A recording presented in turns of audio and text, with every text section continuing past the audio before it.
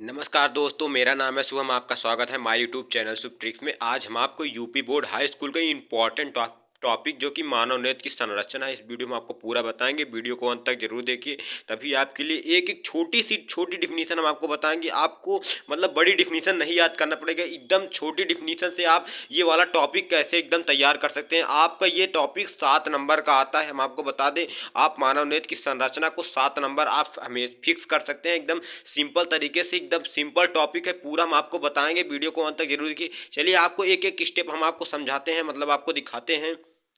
ये हम आपको बता दें, मानव नेत्र की जो संरचना है, ये देखिए आपको कुछ इस तरह से आपका इसका फिगर हम आपको दिखा दे रहे हैं।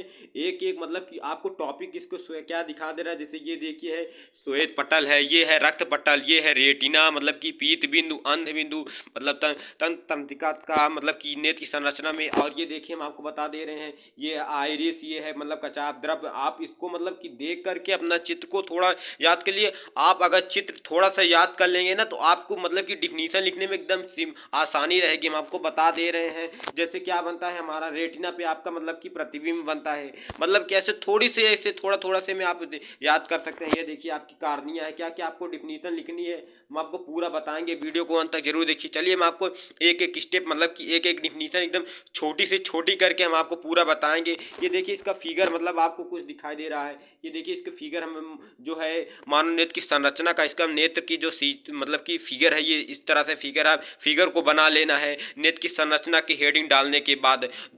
चलिए हम आपको एक छोटी छोटी डिफिनीशन सब आपको पूरा बताते हैं। आप पूरा आप लिख सकते हैं, चाहते हैं आप ध्यान से पढ़ के आप एक बार में पढ़ लेंगे तो पक्का आपको 100% में हम बताएं 90% बता दे रहे हैं, आपको वो डिफिनीशन याद आ जाएगी, याद हो जाएगी। चलिए हम इस डिफिनीशन को शुरू करते हैं।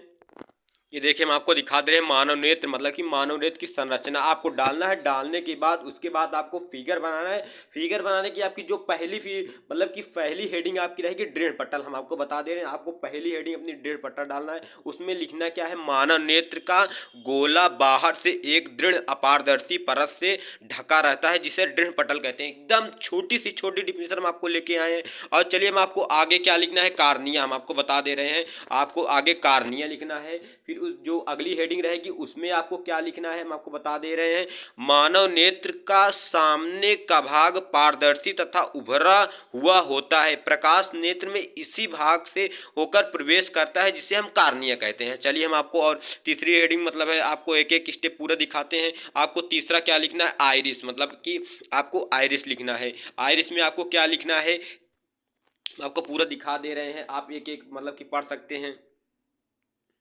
ये देखिए आइरिस, आइरिस में आपको क्या लिखना है, कार्निया के पीछे एक रंगीन अपारदर्शी झिल्ली का पर्दा होता है, जिसे आइरिस कहते हैं। बस इतना लिख दिए, आइरिस कहते हैं। फिर आइरिस में आइरिस के मध्य में एक गोल छेद होता है, जिसे पुतली या नेत्र तारा कहते हैं, जो कि मतलब फिगर में आपको दर्शाया गया है।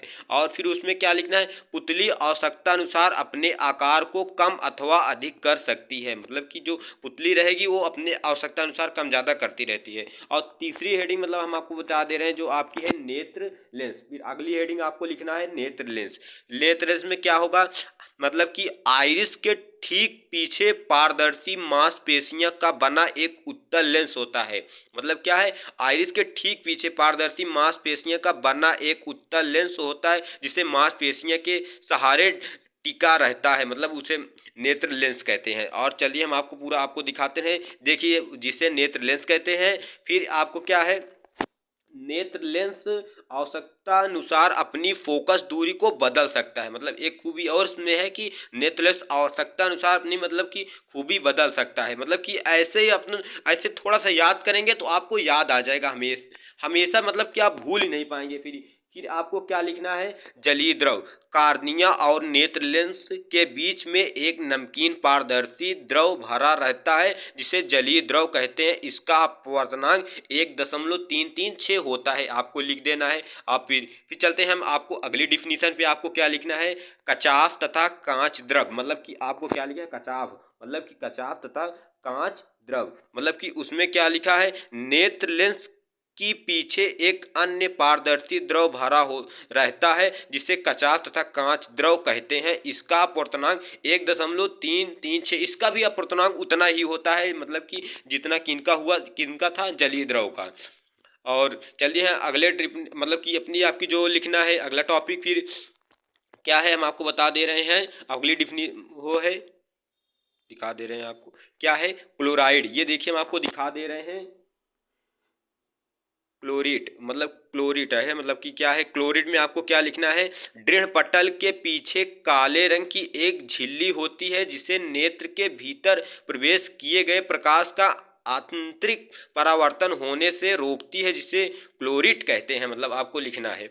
आपको फिर चलते हैं अगला डिफिनीशन लिखना है आपको, क्या लिखना है, रेटिना। रेटिना एक अहम है, आपको ये लिखना बहुत ही ज़रूरी रहेगा, क्योंकि आप अगर एक आध टॉपिक आप भूल भी जाते हैं तो इससे लिखना, क्योंकि जो प्रतिबिंब बनता है इसी पे बनता है, हम आपको बता दे रहे हैं। क्लोरीट के नीचे सबसे भीतर एक पारदर्शी झिल्ली होती है जिसे रेटिना कहते हैं। यह प्रकाश सिराओं की एक फिल्म होती है। चलिए हम आपको आगे ले चलते हैं। ये सिराएं वस्तुओं के प्रतिबिंबों के रूप में रंग व आकार का ज्ञान मस्तिष्क को पहुंचाती है, हम आपको बता दे रहे हैं।